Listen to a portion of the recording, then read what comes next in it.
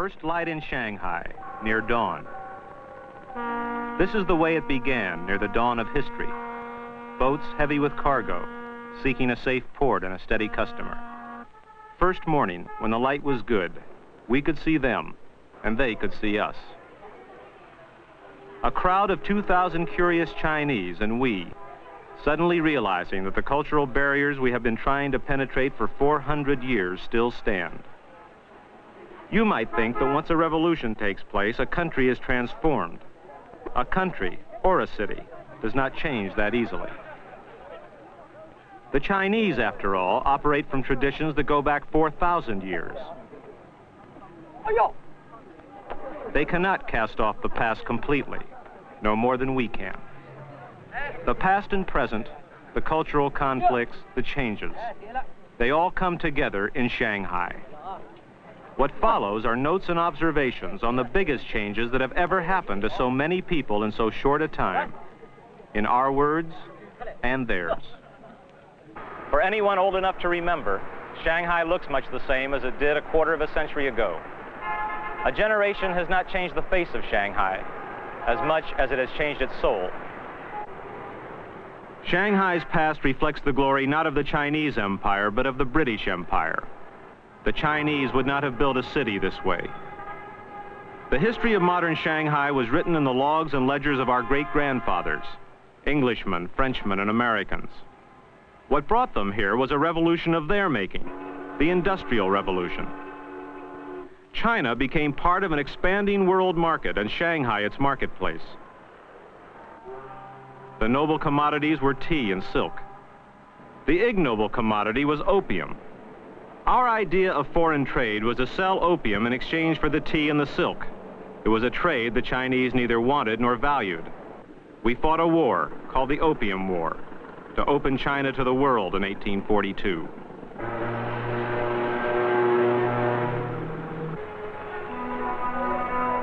Shanghai means on the sea. We do not think of China as a maritime country, but Chinese invented the compass, the watertight compartment, the fore and aft sail, and the stern-post rudder. In the 14th century, China was the most technologically advanced country in the world. Proud and complacent, by the 20th century, the Chinese were left far behind the industrialized West. Proud but no longer complacent, the Chinese have been working hard to catch up.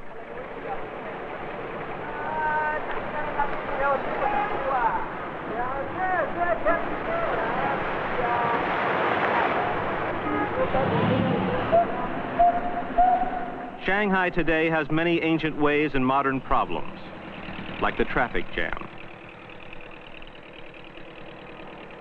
The waterway is the city's most heavily used highway.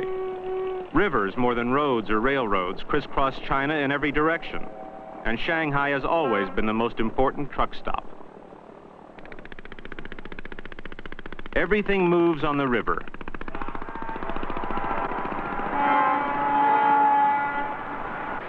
There is no energy crisis in Shanghai. Machinery has not yet replaced manpower as the greatest natural resource.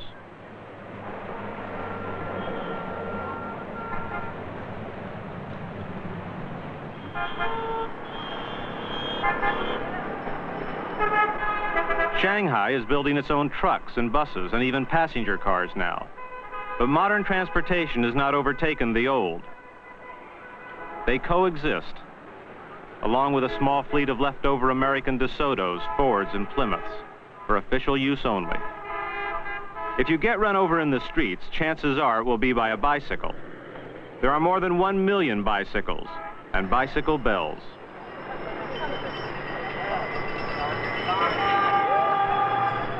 And thousands more attached to carts. China's problem is to move not just Shanghai, but 800 million people from the past to the future.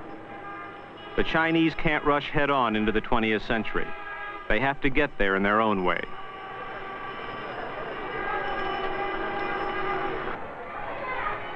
Shanghai's primary need was simply to find many people a place to live.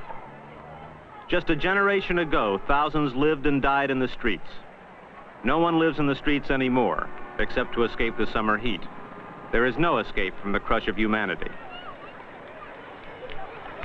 Today, Chinese are encouraged to postpone marriage at least until age 25, and then to have no more than 2 children.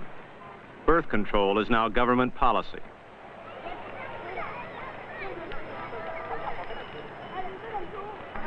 There are still places here that look and feel centuries old.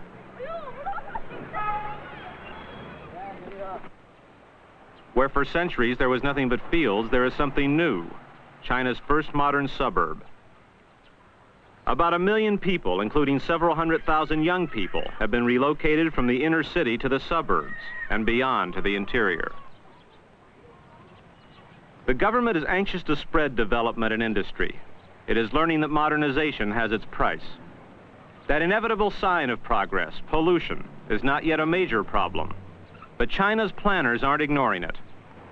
They can't. There are growing signs of pollution everywhere in Shanghai.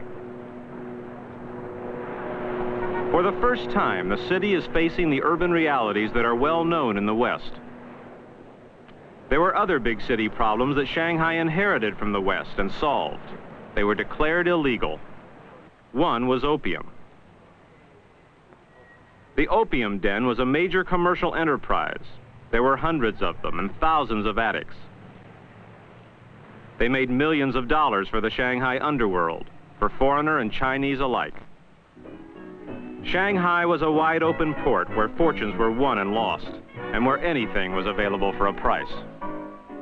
There were estimated to be between 10 and 25,000 prostitutes. Shanghai roared too during the 1920s and 30s. The dope, the gambling, the prostitutes, all have vanished from the streets and back alleys of Shanghai. It has been reported that crime too has vanished. You don't read or hear about it much, but there is crime, and prisons for criminals. The only policemen you see, however, are unarmed traffic cops, whose most dangerous assignment appears to be settling street arguments. What you don't see is the Security Bureau, plainclothesmen who deal with more serious crime. Think of New York or Los Angeles organized into 10 districts, each district into 10 street organizations, each with another 10 lane committees, each with its own 80 or 90 residence groups. Think of a city where housing is crowded but cheap, the average rent less than $4 a month, where medical care and education are virtually free, where there is no unemployment and no income tax. There are no two-car garages either. There are no privately owned cars. And there are no washing machines or freezers or television sets in any of these homes. There are no mortgages or credit cards.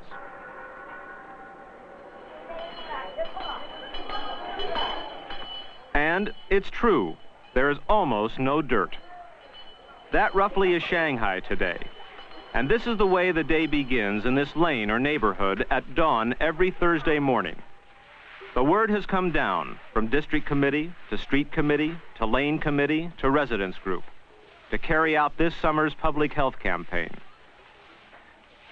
It is a group activity, and conformity to the group is an old Chinese idea, going back at least 2,500 years. In a word, Chinese life is organized. By custom and by circumstance, the Chinese is a conservative, an organization man and woman. In a country of mass organizations, the neighborhood is the smallest in Shanghai. More than 3,000 families live here, including the Wu family of number 9, alley 74. Grandmother Wu has lived here practically all her life. Her day begins early.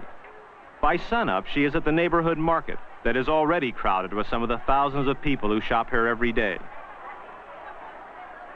There is no self-service, no sales, no advertising, no frozen food,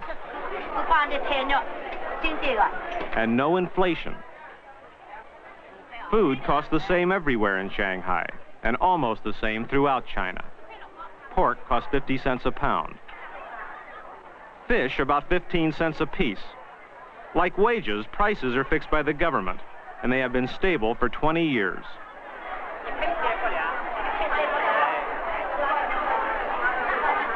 Getting fed is a preoccupation in a country where eating is a national pastime, cooking an art, and starvation a recent memory.